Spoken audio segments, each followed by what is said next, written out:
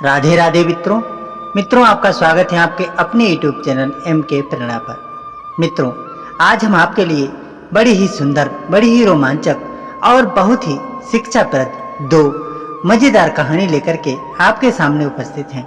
मित्रों, हम उम्मीद करते हैं कि आज की ये दो कहानी आपको बड़ी ही पसंद आएंगी। तो मित्रों, आज की कहानी प्रारंभ करने से पहले आपसे निवेदन है कि हमारे चैनल एम के प्रेरणा को सब्सक्राइब जरूर से कर लें, बेल आइकन को ऑल पर प्रेस रखें ताकि आने वाली वीडियो की हर नोटिफिकेशन आपको सबसे पहले मिल सके। तो मित्रों, आज की कहानी प्रारंभ करते हैं। एक नगर में तेज प्रताप नाम के चक्रवर्ती राजा राज करते थे। राजा परम प्रतापी और प्रजापालक थे, परंतु उनके अंदर एक बड़ी कमी थी कि शिकार खेलने के इतने आदी थे कि कोई भी आवश्यक काम छोड़कर शिकार खेलने चले जाते थे। बेमौसम का भी ख्याल नहीं करते थे।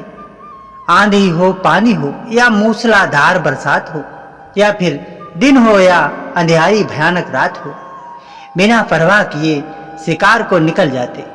कभी कभी सैनिकों को साथ लेकर निकलते तो कभी कभी अकेले ही निकल पड़ते थे। राजा की दो खूबसूरत रानियां थीं, जो अपने ही मामा की बेटियां थीं।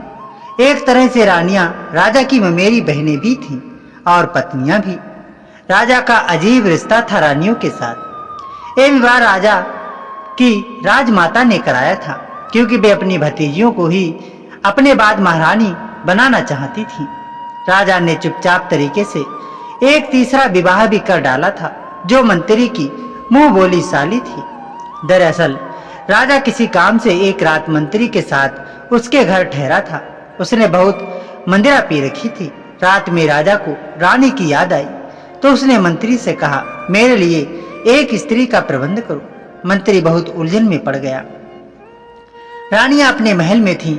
उस वक्त किसी भी रानी को राजा के पास लाना बहुत कठिन काम था।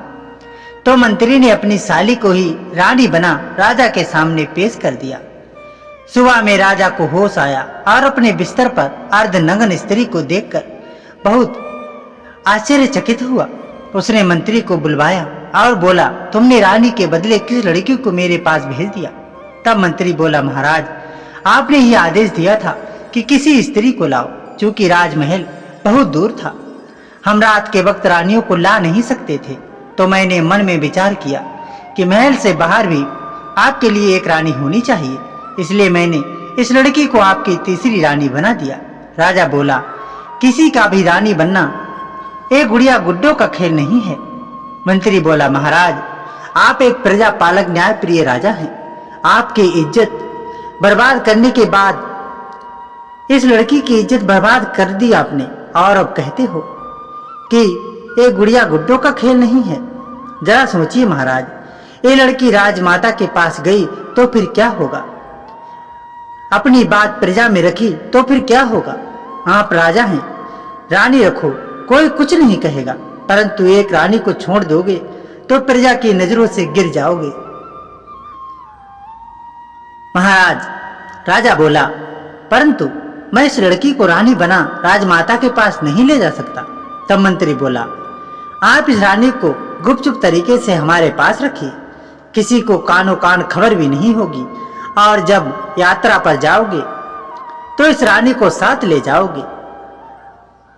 अब चूंकि राजा मंत्री के जाल में फंस चुका था, मंत्री की बात मानना उसकी मजबूरी थी। उधर मंत्री की साली कोई शरीफ औरत थी नहीं, उसके संबंध मंत्री के साथ में भी थे। वह यदा कदा मंत्री के पास रहती थी, परंतु राजा की तीसरी रानी बन जाने पर अब स्थायी रूप से मंत्री के घर में ही रहने लगी। राजा अब कभी दूर यात्रा पर जाता तो तीसरी रानी को साथ ले लेता। मंत्री भी राजा के साथ जरूर जाता। राजा की तीसरी रानी के विषय में मंत्री के अलावा किसी को कोई खबर नहीं थी। मंत्री इस बात को गोपनीय रखने के एवज में राजा से मनमाना पैसा वसूल करता था। कोई भी बेमतलब बात मनवा लेता और तीसरी रानी के साथ मजे करता। सो अलग मंत्री एक दिन तीसरी रानी को समझाया, राजा तुम्हें किसी कीमत पर तीसरी रानी स्वीकार नहीं करेगा, तुम्हारे साथ धोखा कर रहा है। हमें राजा को ही सबक सिखाना चाहिए। अगर जरूरत पड़ी तो हम राजा को ही रास्ते से हटा सकते हैं। अब तीसरी रानी बोली, हमें राजा के बुरा सोचने से घाटा ही होगा, क्योंकि दोनों रानियों की एक एक राजकुमार है जो राजा के नहीं रहने पर राजा बन जाएंगे, परंतु हमें घाटा हो जाएगा। अरे हम कौन हैं? राजा के प्रति वफादार हैं। हमारा संबंध राजा से भी है और तुमसे भी, और राजा से संबंध रखने पर फायदे ही फायदे हैं। महीने में एक आध बार आता है और 1000 स्वर्ण मुद्राएं देकर के चला जाता है। मंत्री मन में सोचा, स्त्री है, इसका सुझाव राजा की तरफ भी है, परंतु इसके सहारे ही मैं एक दिन राजगद्दी हासिल कर सकता हूँ। कुछ राजाओं में ये समस्या रही है कि विवाह तो कई कर लेते थे, परंतु रानियों को संतुष्ट नहीं कर पाते थे, इसलिए रानियां नाजायज संबंध भी रख लेती थीं। एक दिन राजा आधी रात को मंत्री के साथ शिकार खेलने गया। राजा जंगल में बढ़ता ही चला गया और घनघोर जंगल में पहुंच गया। उसी पर एक बहुत बड़ा शेर आक्रमण कर देता है। वह शेर के हमले से घायल हो मूर्छित हो गया। जब उसे होश आया तो वह एक नवयुवती वनवासी की झोपड़ी में था। राजा बुरी तरह घायल हो चुका था और वनवासी भी घायल थी। राजा उस नवयुवती से पूछा, हे देवी, आप कौन हो और मैं इस वक्त कहाँ हूँ? उस नवयुवती ने बताया, आप अभी धरती पर हो, स्वर्ग या नरक में नहीं। आपको बचाते बचाते मैं भी घायल हो गई हूँ। कई दिनों के प्रयास के बाद आदमखोर शेर मारा जा चुका है, परंतु इतनी रात गए आपको जंगल में आने की क्या जरूरत पड़ी थी? मैं शेर के पीछे कई दिनों से पड़ी थी। वह इंसानों पर हमलावर हो गया था, इसलिए उसे मारना जरूरी था। राजा बोला, देवी, मैं इस राज्य का राजा हूँ। तब वनवासन बोली, आप चाहे कोई भी हो, इस वक्त आराम करें। मैंने आपके घाव पर औषधि लगा दी है। 2 से 3 दिन में आप बिल्कुल भले चंगे हो जाएंगे, उसके बाद हम बात करेंगे। उधर मंत्री ने राजा माता को यह खबर दे दी कि राजा घनघोर जंगल में चले गए हैं। उनका कोई भी अता पता नहीं लग रहा है। वे लोग दिन के उजाले में ढूंढने का प्रयास करेंगे। 2 दिन बाद राजा बिल्कुल ठीक हो गए और वनवासन से बोले, देवी, आपने मेरी जान बचाई, मुझे जीवन दान दिया, बदले में जो मांगना हो मांग लो। वनवासन बोली, आपकी जान बचाना मेरा फर्ज था, अब आप ठीक हो सकते हैं। राजा बोला, नहीं देवी, तुम्हें मुझसे कुछ ना कुछ तो मांगना ही पड़ेगा। वनवासन बोली, मैं जानती हूं आप नहीं दे पाएंगे, इसलिए मांगना उचित नहीं है। राजा बोला, मैं राजा हूं, मेरे लिए कोई भी चीज असंभव नहीं है, तुम एक बार मांग कर तो देखो। वनवासन बोली, मैं जानती हूं आप नहीं दे पाएंगे, इसलिए मुझे क्षमा करें और अपने दरबार लौट जाएं। राजा बोला, देवी, आप मुझसे कुछ नहीं मांगकर मेरा निरादर कर रही हैं। मैं आपके मांगने पर अपना शीश तक उतार कर आपको दे सकता हूँ। आप मांगो तो सही कि आपको क्या चाहिए। तब वनवासन बोली, आप मुझे अपनी रानी बना लीजिए। राजा बहुत सोच में पड़ गया। तब वनवासन बोली, किस सोच में पड़ गए महाराज? मैं आप पर कोई दबाव नहीं बना रही, आप इनकार करके जा सकते हैं। राजा बोला, देवी, मैं इतना कृतज्ञ नहीं हूँ कि मांगने वाले के सामने अपना मुंह फेर लूं। मैं आपको अपनी तीसरी रानी स्वीकार करता हूँ। तब वनवासन बोली, तीसरी नहीं महाराज, चौथी रानी। राजा बहुत आश्चर्यचकित हुआ कि यह कैसे जानती है कि मेरी तीसरी रानी भी है, जबकि मंत्री के अलावा किसी को भी कोई खबर नहीं थी। राजा बोला, देवी, आप कैसे जानती हो कि मेरी तीसरी रानी भी है? तब वनवासन बोली, मैं चेहरा देखकर भूत भविष्य देखने की विद्या जानती हूँ। मनुष्य का चेहरा सबसे बड़ा आईना होता है, उससे उसके भले बुरे लाभ हानि सब पता चल जाता है। राजा वनवासन से निवेदन करके बोला, आप मेरी तीसरी रानी का जिक्र किसी से नहीं करोगे, ये मुझसे वादा करो। वनवासन बोली, पहले आप मुझसे आप कह करके ना पुकारे, अब मैं आपकी पत्नी हूँ, मेरा नाम सावित्री है, मेरे माता पिता कोई नहीं है, मुझे एक सन्यासी ने पाला है, मैं जंगल में उसे अकेली मिली थी। उस वक्त मैं 1 दिन की अबोध बालिका थी। जंगल में ही एक आश्रम है जहाँ माया नाम की सन्यासन रहती थी, उसी ने मुझे जीवन दिया है। अभी कुछ दिन पहले ही दुनिया छोड़ चुकी है। वह कह करके गई थी कि बेटी, तेरे भाग्य में रानी बनना लिखा है, और आज उसकी भविष्यवाणी सच हुई। राजा सावित्री रानी को लेकर के महल में आ गया। राजमाता राजा के खो जाने से बहुत परेशान थी। जब राजा ने बताया कि मैं इस देवी की कृपा से बच गया हूँ और आपके सामने खड़ा हूँ, राजमाता बोली, इसी का मुझे इंतजार था। एक सन्यासी ने बताया था कि जिस दिन बनवासन रानी बंद दरबार में आ जाएगी, आप सभी चिंता मुक्त हो जाओगी। अब मैं संपूर्ण राज्य की सुरक्षा की जिम्मेदारी बनवासन रानी को सौंपना चाहती हूँ और अब थोड़ा भगवान में ध्यान लगाना चाहती हूँ। सावित्री रानी बोली, माता, आप इस तरह हमें छोड़ सन्यासी बन जाओगी तो मेरी तो बहुत बदनामी हो जाएगी। सब कहेंगे कि सावित्री के कदम पड़ते ही राजमाता को महल त्यागना पड़ा। आप अभी अपने दोनों राजकुमारों के राज तिलक तक कहीं नहीं जाएंगी। वादा करो, आप हमारे साथ रहेंगी। राजमाता बोली, हाँ बेटी, तुम कहती हो तो रुक जाती हूँ, परंतु मेरी जिम्मेदारी तुम्हें ही निभानी पड़ेगी। सावित्री बोली, हमें मंजूर है माता।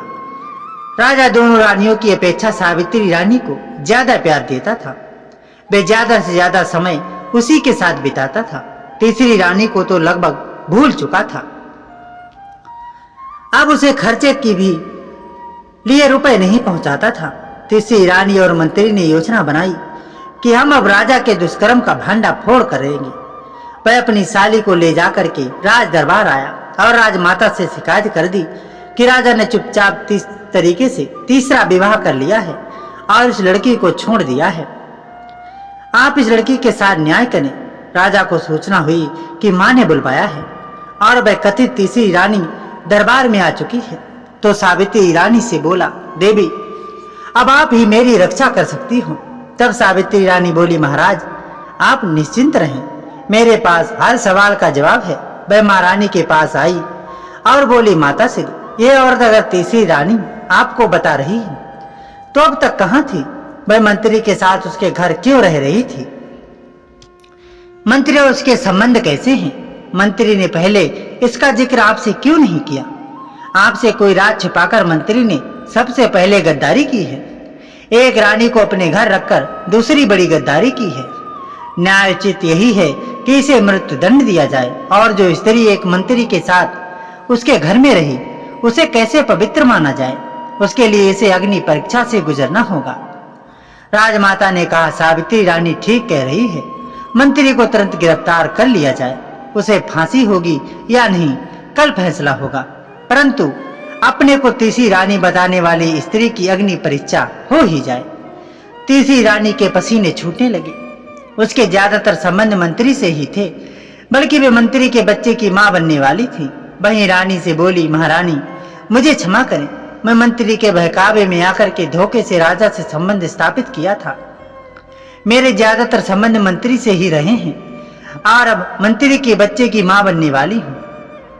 वास्तव में मैं ना तो राजा की पत्नी हूँ ना मंत्री की। मैं एक बदचलन स्त्री बन चुकी हूँ।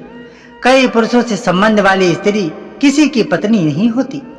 राजमाता बोली, चूंकि मंत्री के साथ तुम भी गलतबाजी में शामिल थी, हम इस निर्णय पर पहुंचे कि तुम भी दोषी हो। चूंकि तुम मां बनने वाली हो, इसलिए तुम्हें देश निकाला दे दिया जाता है और मंत्री को तो अपनी सजा भुगतनी ही पड़ेगी। उसे मृत्यु दंड जरूर मिलेगा। राजा अपनी बनवासन रानी की चतुराई पर अपने को गौरवान्वित महसूस कर रहा था। दोस्तों, आज की दूसरी कहानी प्रारंभ करते हैं। प्राचीन समय में सुंदरगढ़ नाम की रियासत थी, जहां नरेंद्र सिंह नाम के राजा राज करते थे। वह एक धर्मात्मा राजा थे। वे प्रजा का ख्याल कुछ अलग किस्म से रखते थे। वे रोज रात को वेश बदलकर नगर भ्रमण करते और प्रजा के सुख दुख का ध्यान रखते थे। यहाँ तक कि किसी पड़ोसी राज्य में जाना हो तो बिल्कुल साधारण वेशभूषा में जाते। उनके मन में राजा होने का कोई घमंड न था। वे प्रजा की सेवा को अपना कर्म मानते थे। एक रात नगर भ्रमण को निकले थे। सहसा एक झोपड़ी के पास रुक गए। वह झोपड़ी एक वैश्य की थी, जिसमें पति पत्नी आपस में बात कर रहे थे। पत्नी पति से कह रही थी, अभी कुछ दिन पहले एक हमारा व्यापार अच्छा चला था, सैकड़ों ग्राहक थे, परंतु ना जाने क्या हुआ, कौन सी बीमारी लग गई कि सभी ग्राहक एक एक करके छोड़ते चले गए। अब हमारे पास एक भी ग्राहक नहीं है। वैश्य बोला, भाग्यवान, पूजा पाठ करना तो दूर की बात है, अब कोई एक मुट्ठी अनाज देने को तैयार नहीं। वह सुनी बोली, स्वामी आप चिंता मत करो, आप कल सीधे राज दरबार जाओ और राजा से याचना करो कि हमें भोजन का प्रबंध करे। बेसी बोला, भाग्यवान तुम ठीक कह रही हो, मैं अवश्य ही कल राजा के पास जाऊंगा। चना चबाने से अब गुजारा नहीं होने वाला। राजा ये बात छुप करके सुन रहा था। वह अपने महल लौट आया। सुबह होते ही वैश्य राजा के पास पहुंचा और उससे मदद की गुहार लगाई। राजा ने बिना कोई कारण जाने उसे 100 स्वर्ण मुद्राएं दे दी। वैश्य बहुत खुश हो राजा की जय जयकार करते हुए, उसका गुणगान करते हुए अपने घर को वापस चला आया। वैश्य दंपति ने उस स्वर्ण मुद्रा को एक लोहे के संदूक में संभाल कर सुरक्षित रख दिया और दोनों विचार करने लगे कि अब हम आराम से कई साल तक चैन से जिंदगी बसर कर लेंगे। हमें 2 वक्त की रोटी और कपड़े के अलावा और चाहिए भी क्या। हमारा राजा नरेंद्र सिंह महादानी राजा है। वह वैश्य और संत जनों के पालक हैं। उनके राज्य में कोई भी भूखा नहीं सोता। भगवान करे ऐसा राजा युगों युगों तक राज करे। इस प्रकार दोनों पति पत्नी सो गए। सुबह उठकर संदूक खोला तो उसमें से एक स्वर्ण मुद्रा गायब थी, जबकि बाहर ताला लगा हुआ था और उसकी चाबी भी वैश्य के पास सुरक्षित थी। वैश्य को बड़ा आश्चर्य हुआ। वह भागा भागा राजा के पास गया और बताया, महाराज गजब हो गया, हमारी स्वर्ण मुद्राएं गायब हो गईं, जबकि हमने उसमें ताला लगा करके रखा था और चाबी भी मेरे पास थी। राजा सोच में पड़ गया। फिर उसने वैश्य को और 100 स्वर्ण मुद्राएं दे दी और बोला, वैश्य देवता इसे और भी ज्यादा सुरक्षित करके रखना, हो सकता है रात में जागकर रखवाली करना। राजा ने भी गुप्त तरीके से वैश्य के घर बाहर पहरेदार लगा दिए, मगर आश्चर्य का ठिकाना ना रहा। जब वैश्य ने सुबह संदूक खोला तो स्वर्ण मुद्राएं गायब थी, जबकि वह अपनी पत्नी के साथ रात भर जागकर संदूक के पास ही बैठा था। मैं पुनः राजा के पास गया और शुद्ध स्वर्ण मुद्राएं गायब होने की बात राजा को बताई। साथ ही ये भी बताया कि महाराज मैं अपनी पत्नी के साथ रात भर जागकर उस संदूक की रखवाली की थी। घर में कोई चोर या लुटेरा नहीं आया। महाराज आप खुद मेरी संदूक की रक्षा करो। राजा ने अपने गुप्तचर पहरेदार को बुलाया और पूछा, क्या तुम लोगों ने वैश्य के घर किसी को आते जाते देखा? तब पहरेदार ने बताया, हाँ महाराज, भोर के समय एक स्त्री वैश्य के घर में आई थी। अब वह बाहर निकली तो हमने उसे रोकने की कोशिश की तो हवाओं में वह गायब हो गई। राजा बोला, आज हम खुद उस संदूक की रखवाली करेंगे। वैसे आप 100 स्वर्ण मुद्राएं और ले जाओ। रात को राजा खुद संदूक के पास खड़े होकर के पहरेदारी करने लगा। जब रात का तीसरा पहर शुरू हुआ तो राजा ने देखा कि एक स्त्री संदूक के पास आकर के खड़ी हो गई। राजा ने पूछा, आप कौन हो? इस तरह चोरी छुपे वैश्य के घर में क्यों आई हो? तब स्त्री ने बताया, महाराज मैं वैश्य की दुर्भाग्य हूँ। हम भाग्य और दुर्भाग्य 2 बहनें हैं जिनके पिछले कर्म अच्छे होते हैं। उनके यहाँ मेरी बहन हमेशा उनके साथ रहती है, परंतु जिनके पिछले जीवन के कर्म बुरे होते हैं उनके साथ में लग जाती हूँ। वैश्य ने अपने पिछले जन्म में बहुत बुरे कर्म किए हैं। उसने शरीफ स्त्रियों को बहला फुसलाकर उन्हें धोखे से वेश्याओं के कोठे पर बेचा है। उसके इतने बुरे कर्म हैं कि कहां तक गिनूं। इसे अब जिंदगी में अन्न के एक एक दाने के लिए तरसना पड़ेगा। एक कई तरह से भयानक रोग से ग्रस्त होगा, फिर भी इसे मौत नहीं आएगी। ये बहुत भयानक कष्ट भोग मारेगा। राजा नरेंद्र सिंह उस स्त्री के आगे हाथ जोड़ करके बोले, हे देवी, मैं एक प्रजा पालक राजा हूँ। मैं अपनी प्रजा की इतनी बड़ी भयावह तकलीफ नहीं देख सकता। आप मेरे पुण्य में से कुछ हिस्सा इस वैश्य को दे दें। तब स्त्री बोली, महाराज मैं आपके संपूर्ण पुण्य भी इसके जन्मों के पाप के आगे नहीं ठहर सकते। एक बार जरा विचार कीजिए महाराज, कहीं आपको इसके कर्मों का भोग ना भोगना पड़े। महाराज बोले, देवी हम वैश्य के कर्मों का भोग भोगने को तैयार हैं, परंतु वैश्य दुखी नहीं होना चाहिए। वह स्त्री बिना स्वर्ण मुद्राएं लिए वैश्य के घर से चली गई। वैश्य ने संदूक खोलकर देखा तो उसमें स्वर्ण मुद्राएं सुरक्षित पड़ी थी। वह खुशी होकर के राजा की जय जयकार करने लगा। उधर राजा अपने राजभवन लौट आया। 2 दिन बाद राजा अपने वेश बदल जंगल में शिकार को गया। अचानक राजा का घोड़ा बेकाबू हो गया और राजा के लाख रोकने के बाद भी नहीं रुका। वह राजा को लेकर के शत्रु राजा की सीमा में प्रवेश कर गया। प्रवेश करते ही शत्रु राजा के सैनिकों ने राजा को पकड़ लिया। क्योंकि राजा ने वैश्य के पाप कर्म अपने ऊपर लिए थे, वे शक्तिहीन हो चुके थे। जिस राजा का मुकाबला 10 बहादुर सैनिक नहीं कर सकते थे, आज उसे 2 निर्बल सैनिकों ने पकड़कर बहुत मारा पीटा और उसे अपने पड़ोसी राजा का गुलाम समझकर एक किसान को एक असरपी में बेच दिया। किसान अपने गुलाम को लेकर के अपने खेत पर आया और उसने काम लेने लगा। राजा भी चुपचाप किसान की गुलामी करने लगा। किसान की एक बेटी थी जो सयानी हो चली थी। वह रोज खेत पर अपने पिता और गुलाम के लिए खाना लेकर के जाती थी। वह अपने पिता के सामने कभी गुलाम की ओर नजर उठा करके नहीं देखती थी। एक दिन उसके पिता किसी काम से दूसरे गांव चले गए थे। लड़की खेत पर गुलाम के लिए खाना लेकर के गई। उसने आज गुलाम को जी भर के देखा तो देखती ही रह गई। उसके कानों में सोने के कुंडल, हाथ में हीरे की अंगूठी देख करके वह चकित रह गई। भला गुलाम भी इतने महंगे आभूषण कैसे पहन सकता है? वह उससे बोली, सच बताओ, तुम कौन हो? तुम गुलाम तो हो नहीं सकते। एक असरपी में बिकने वाला स्वयं हजारों स्वर्ण मुद्राओं के आभूषण पहन रखा है। इतना ढील ढोल शरीर, चौड़ी छाती, बड़ी बड़ी आंखें किसी मजदूर की नहीं हो सकती। तब राजा ने कहा, बहन, मैं एक मजदूर ही हूँ और एक कुंडल हीरे की अंगूठी मेरे किसी काम की नहीं। तुम मुझे अपना भाई समझ कुंडल और अंगूठी को अपने भाई की ओर से उपहार समझकर अपने पास रख लो। लड़की बोली, मेरा इरादा तो कुछ और ही था, परंतु तुमने बहुत चालाकी से मुझे अपनी बहन बना लिया। चलो अच्छा ही हुआ, मेरा कोई भाई नहीं था। उसने कुंडल और अंगूठी उससे ले ली और ये बात अपने घर जाकर के माँ को बताई तो उसकी माँ सिर पीट करके रहेगी। बोली, मूर्ख लड़की, तेरे साथ तो ठगी हो गई। अरे अवश्य वह कोई राजा है, उसने तुझे भाई नहीं पति बनाना था, पर अब तो मूर्खता कर बैठी हो। अब कुछ नहीं हो सकता। लड़की भागी भागी खेत पर गई और उससे बोली, तुम मेरे भाई नहीं हो सकती।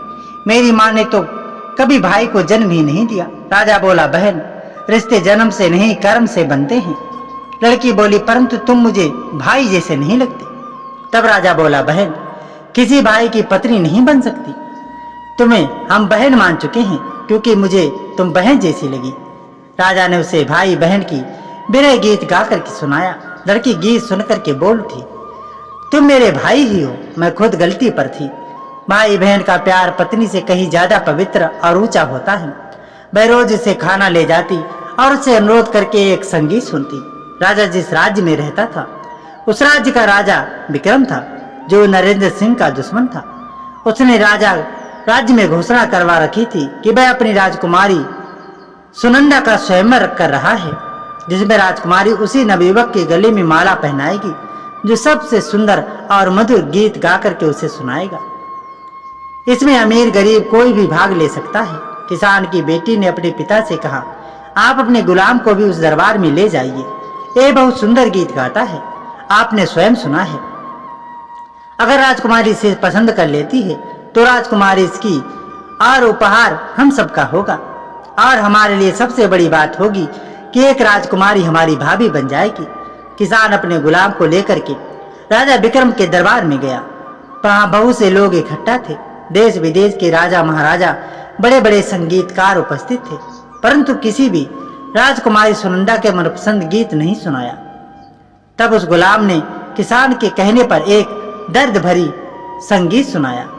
राजकुमारी सुनंदा दर्द के गीत सुनकर के रो उठी और बरमाला गुलाम के गले में डाल दी।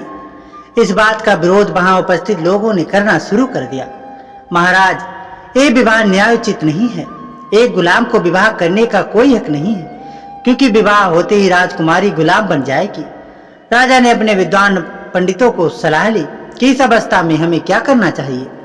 तब पंडितों ने बताया, राजकुमारी का विवाह के योग्य केवल एक ही पुरुष है, जो दानवीर है, प्रजापालक है, सूरवीर भी है, धर्म का रक्षक भी है, और वह है राजा नरेंद्र सिंह।